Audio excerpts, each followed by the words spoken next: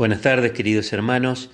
Damos gracias a Dios por otro día más que el Señor nos regala y también por tener la oportunidad de poder abrir su palabra, de poder estudiarla, de aprender de ella y también ser guiados en nuestra forma diaria de vivir de acuerdo a sus enseñanzas. Vamos a orar para pedir al Señor su bendición en lo que veremos en esta tarde.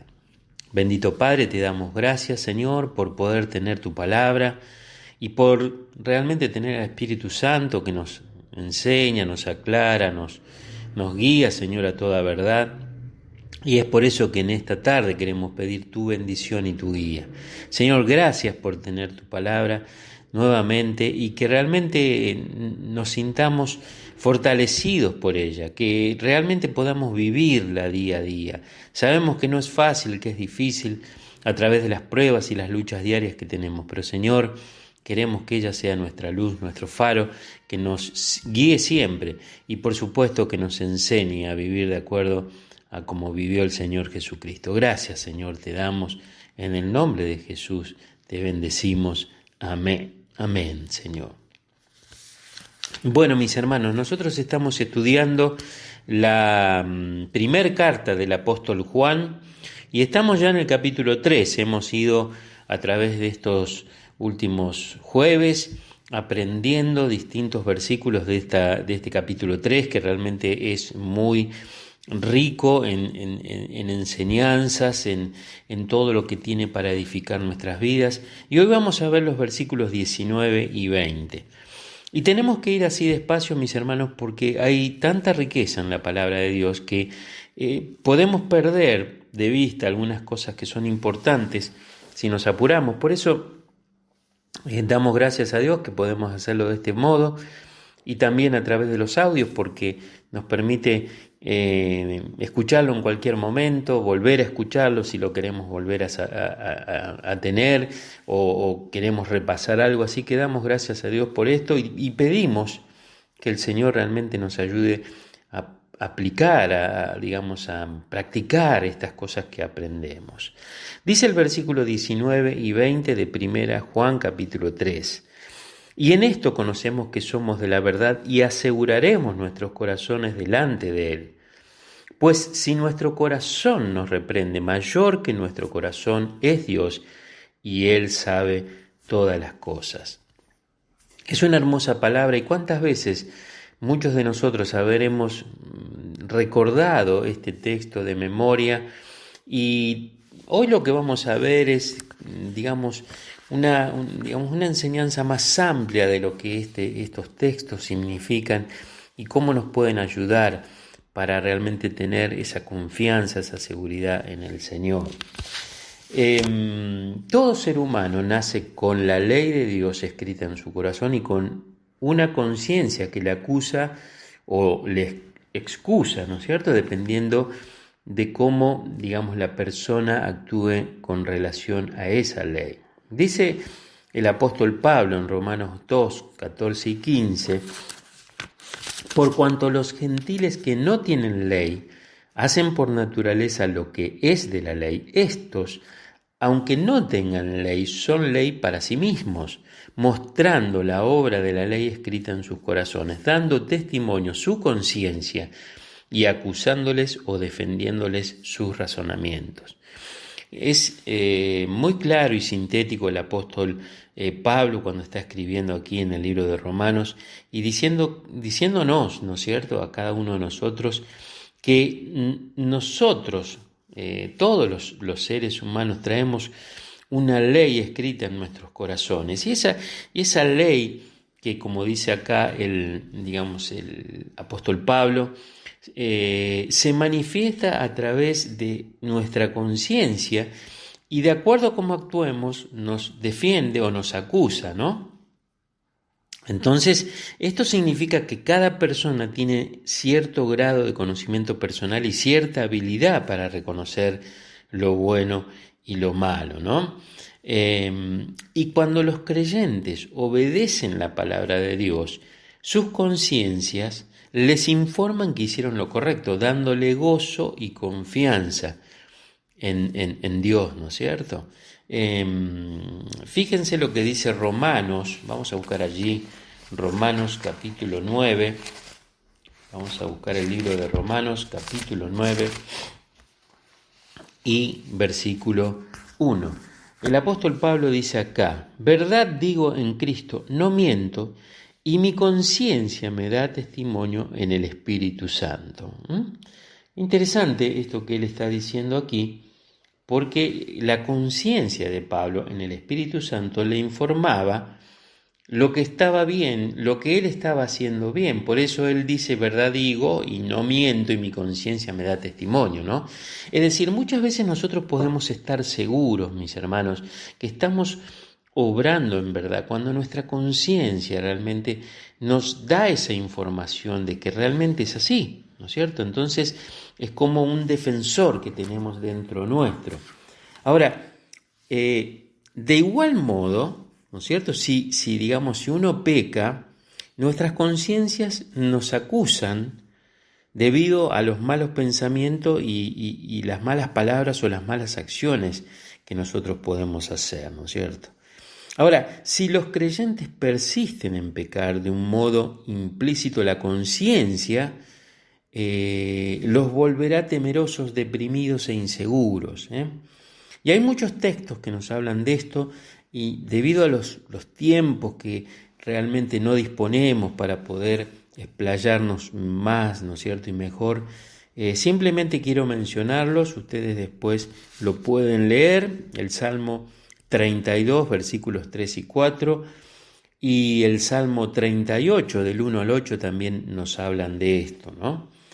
Entonces, cuando una persona en su actitud pecaminosa, ¿no es cierto?, recibe este temor dentro suyo, entonces empieza a cuestionar la autenticidad de su fe o de su salvación, a causa de la prolongada desobediencia, ¿no?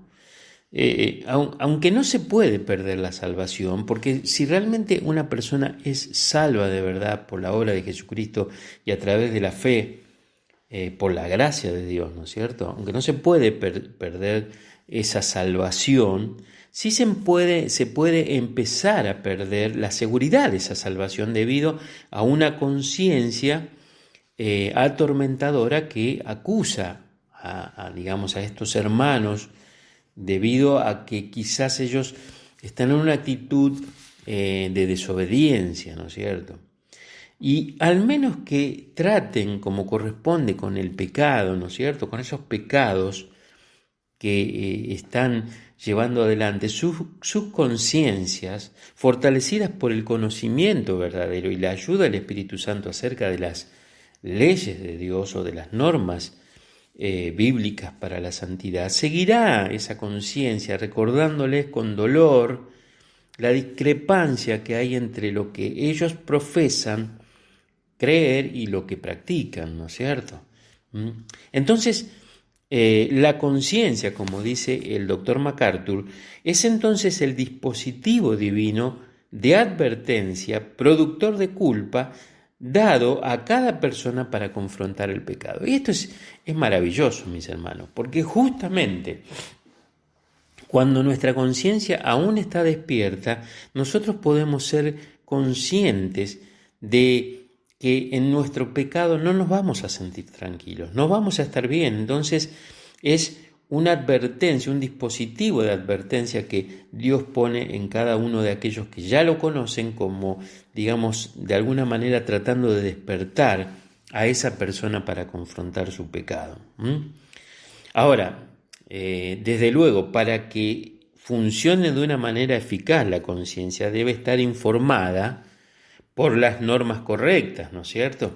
Porque es únicamente un reactor para las convicciones de la persona acerca de lo bueno y lo malo. Si está mal informada por falsedades y mentiras, la conciencia reaccionará, sin embargo, a esas falsedades que gobiernan las creencias de un individuo. Entonces, para pasar un poquito más en limpio y claro esto, Es indudable que nosotros necesitamos conocer la verdad de Dios a través de su palabra y estar realmente afirmados y convencidos que lo que Dios dice en su palabra es verdad. Porque si creemos otras cosas que son falsas y son mentiras, nuestra conciencia en realidad va a reaccionar sobre aquellas cosas que en realidad no son la verdad y entonces no va a ser efectiva esa advertencia para nosotros, ¿no es cierto? Nosotros leía por allí el caso de los terroristas suicidas musulmanes. Ellos consideran que, delante de su conciencia están bien lo que ellos están haciendo. Es decir, ellos están creyendo una mentira en realidad, están creyendo algo falso, pero en su convencimiento ellos creen que es la verdad.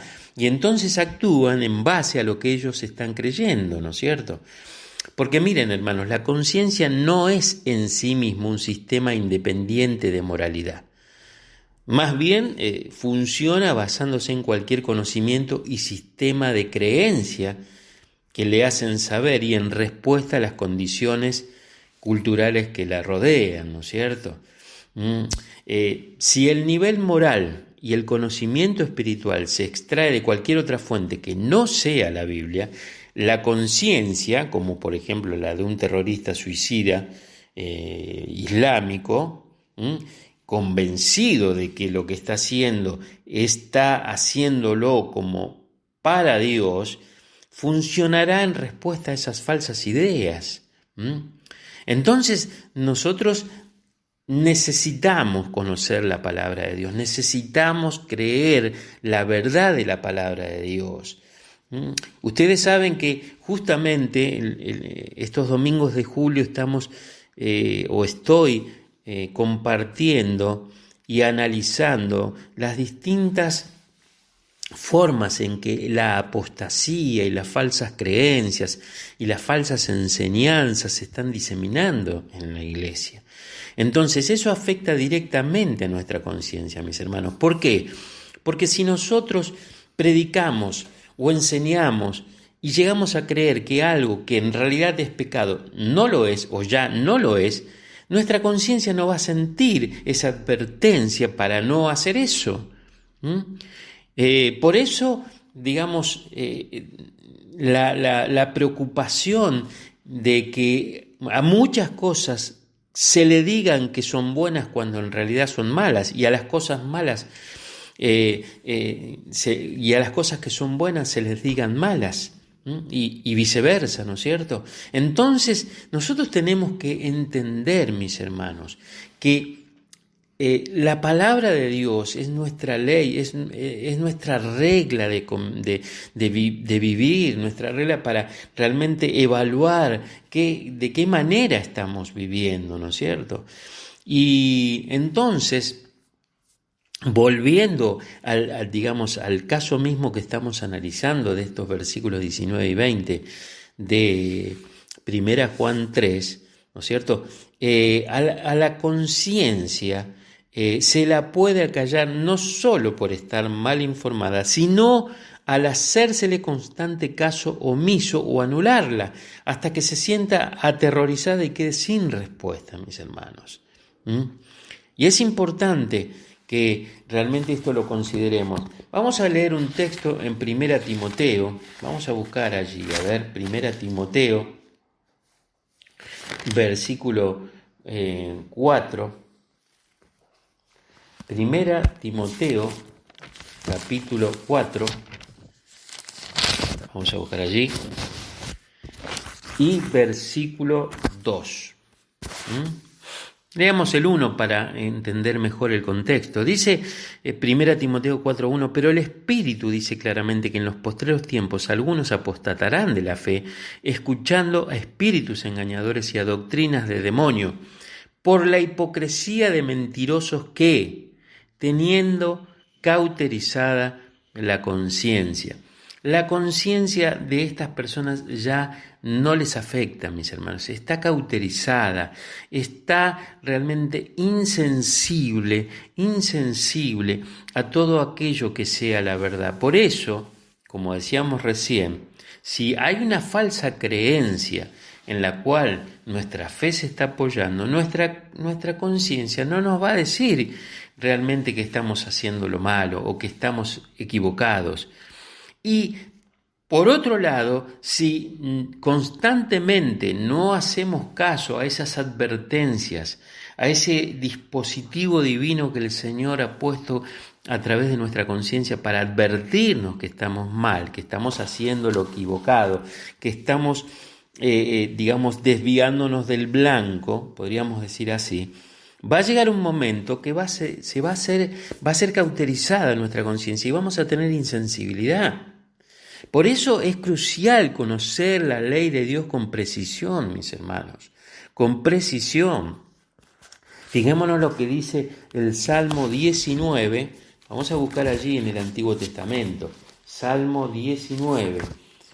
Y esto realmente es muy interesante que nosotros lo escuchemos y hermanos, si tienen oportunidad de volver a escucharlo, vuelvan a escucharlo porque realmente es importante profundizar en estas enseñanzas de la palabra de Dios. Fijémonos lo que dice el Salmo 19, versículos 7 al 9. La ley de Jehová es perfecta que convierte el alma. El testimonio de Jehová es fiel, que hace sabio al sencillo. Los mandamientos de Jehová son rectos, que alegran el corazón. El precepto de Jehová es puro, que alumbra los ojos. El temor de Jehová es limpio, que permanece para siempre. Los juicios de Jehová son verdad, todos justos. Y hay muchos pasajes más, como el Salmo 119, del 1 al 8. También podrían buscar. Y ahora, como dijimos antes, por razones de tiempo no lo hacemos, Lucas 11, 28, Juan 8, de 31 y 32, Santiago 1, 21 al 25, ¿no es cierto? Y todos estos textos nos muestran de qué manera nosotros nos podemos informar de una forma adecuada para que nuestra conciencia pueda saber reaccionar, ¿no? Ahora, nosotros tenemos que entender que es la ley de Dios, fortalecida por el Espíritu Santo, la que hace ver a las personas su condición pecaminosa y su necesidad de salvación, mis hermanos. Porque al ver realmente la verdadera desdicha como culpable ante Dios, el pecador se enfrenta entonces a la realidad de la ira y del juicio divino en su contra, ¿no? Y en compensación con eso está la oferta de misericordia y liberación por medio de la fe en el Señor Jesucristo. Entonces es importante que nosotros podamos, tener una conciencia despierta a las cosas de Dios. No hay que esperar que realmente se insensibilice, que se cauterice, mis hermanos. Entonces, porque eso va a ser imposible entonces que nosotros podamos reaccionar, despertar ante las cosas malas que estamos viviendo, haciendo o simplemente pensando y no estamos teniendo en cuenta al Señor. Entonces esto es muy importante. ¿Y esto por qué viene a colación? Porque, miren mis hermanos, algunos de los lectores acá de la carta de Juan estarían agobiados por el recuerdo de sus pecados pasados y la conciencia de los actuales, que les resultaba casi imposible aceptar la idea del perdón de Dios. Entonces, sus conciencias hiperactivas que los acosaban con sus propios defectos, tal vez les hacía difícil tener una conciencia correctamente establecida delante de Dios. Entonces, por eso Juan escribió para animar a los creyentes y permitirles, hermanos, que evaluaran exactamente sus propias condiciones espirituales. Y entonces, al hacerlo, Juan lo que trataba era de solidificarles la convicción, informar correctamente a sus conciencias y fortalecerles su certeza como un verdadero entendimiento de su transformación y las evidencias que demuestran esa transformación, ¿no? Entonces, cuando nosotros comenzamos leyendo este versículo, que lo vamos a buscar y a leer otra vez textualmente, 1 Juan 3:19, y en esto conocemos, dice aquí el apóstol Juan. Y la palabra conocemos se traduce de una forma del griego común, de una palabra que significa saber, enterarse, averiguar o entender, ¿no? Y el uso que hace Juan del tiempo presente indica que lo que sus lectores irían a captar no era algo intuitivo o indefinido, sino una promesa basada en una realidad existente. Este punto lo fortalece la frase corta anterior, y en esto, lo cual nos remite al versículo 18, y que esto lo vimos la semana pasada, que lo compartió nuestro hermano Eduardo, cuando dice el versículo 18, hijitos míos, no amemos de palabra, ni de lengua, sino de hecho y en verdad, ¿no es cierto? Entonces, cuando como creyentes, mis hermanos, conocemos que tenemos un amor sincero unos por otros, podemos estar seguros de que somos de la verdad. Entonces, ahí es donde se conecta realmente la seguridad que nosotros podemos tener. Entonces, el versículo 19 dice, y en esto conocemos que somos de la verdad. ¿En qué? En aquello que él viene hablando, de ese amor fraternal, de que no amamos de palabra ni de lengua, sino de hecho y en verdad, mis hermanos.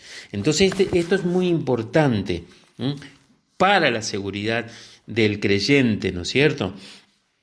Entonces, aquellos que realmente se han convertido genuinamente por medio de la obra que Dios ha hecho en sus corazones, poseen ese amor, mis hermanos, que Juan describe en los versículos anteriores, ¿no? Del 14 al 18, el cual ese amor genera obediencia, realmente una obediencia sumisa, que realmente necesitamos para con el Señor, ¿no?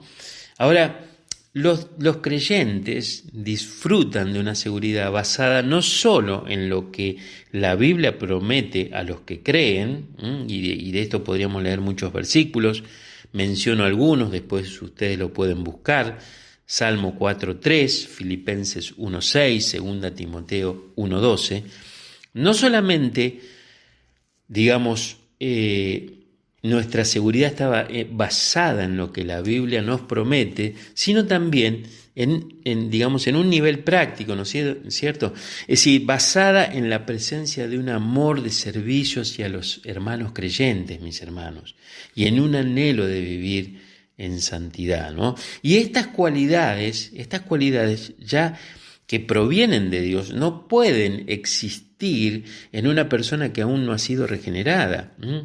Entonces, cuando el apóstol Juan dice, y en esto conocemos que somos de la verdad y aseguraremos nuestros corazones, ¿no?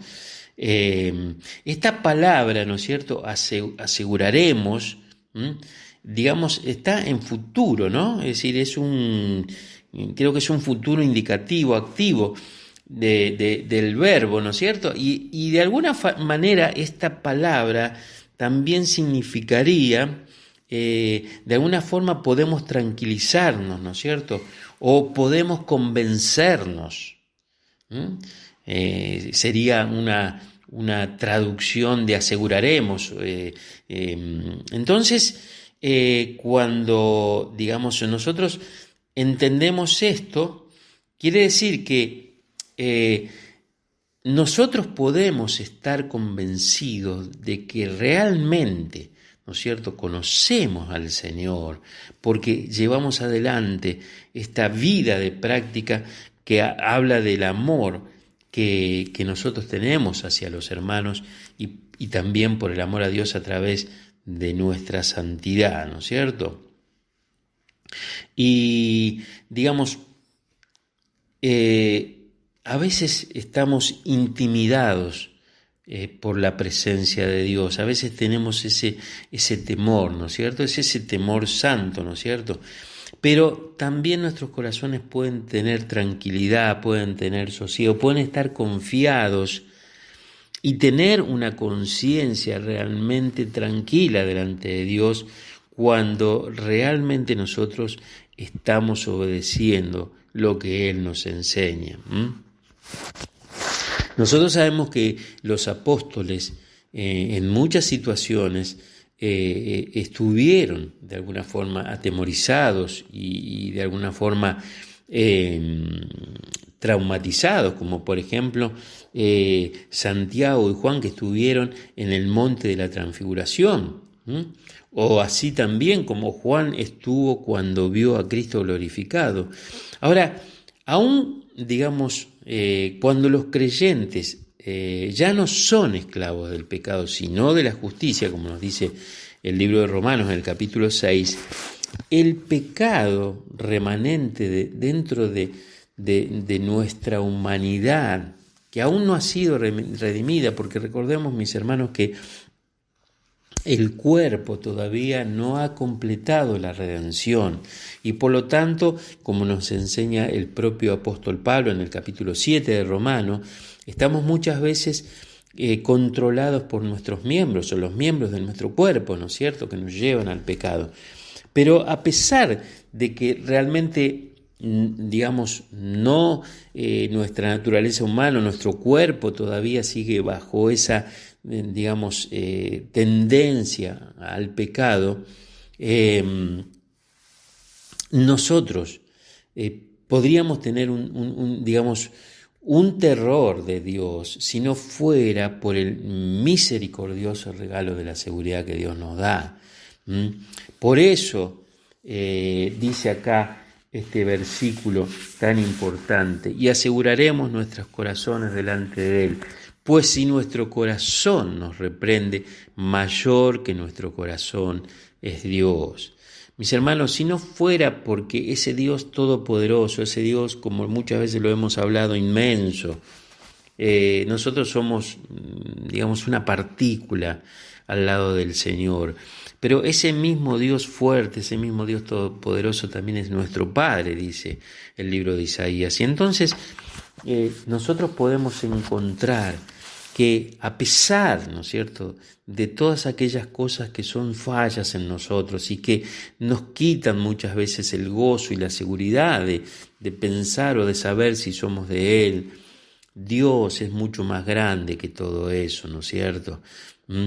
Y tenemos que considerar, hermanos, que si el Señor ha declarado que nosotros somos justos en Cristo, es decir, el Padre nos ha declarado justos en el Señor a los que hemos creído, entonces somos justos. Es decir, a veces nos cuesta aceptar esto, pero realmente hemos sido justificados por Dios a través de la obra de Cristo. Y como nos dice Romanos 8:1, ninguna condenación hay para los que están en Cristo Jesús.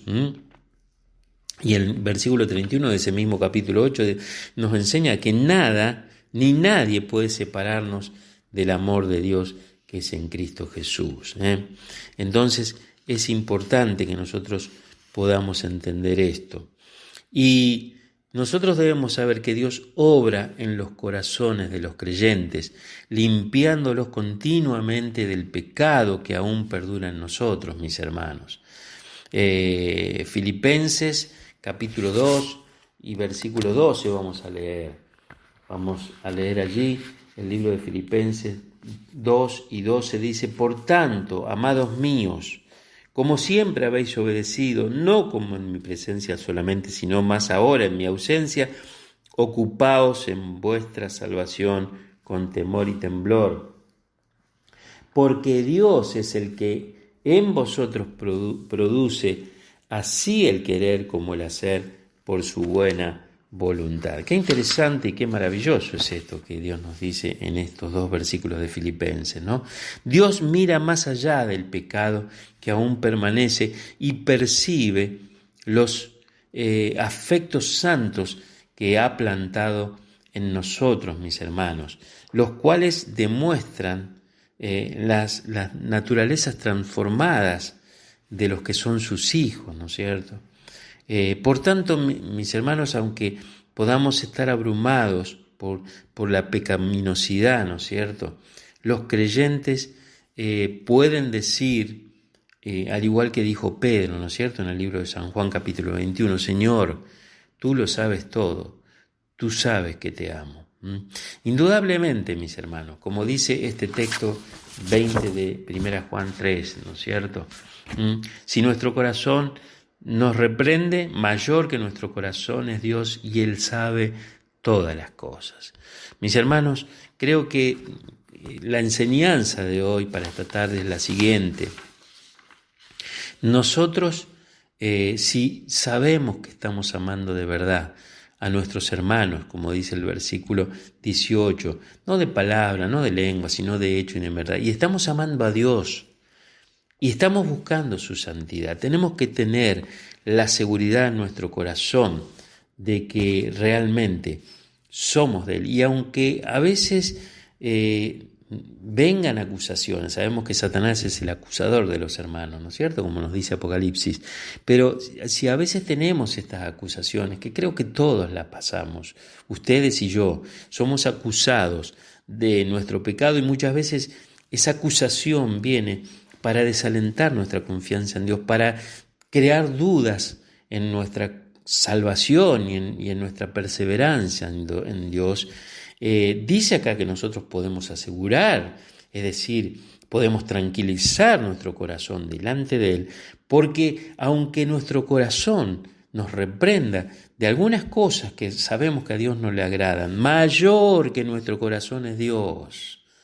Y Él sabe todas las cosas. Amén, amén, hermanos. Amén, porque indudablemente que a pesar de nuestras maldades, el Señor nos sigue amando y está esperando justamente que nosotros confiemos totalmente en Él. ¿Por qué? Porque Él sabe todas las cosas y mayor que todas las cosas es Dios mismo. Amén, mis hermanos. Continuaremos, si Dios quiere, la próxima semana con los versículos que siguen, también muy apasionantes y hermosos para nuestro crecimiento y fe. El Señor les continúe bendiciendo. Bendiciones, hermanos.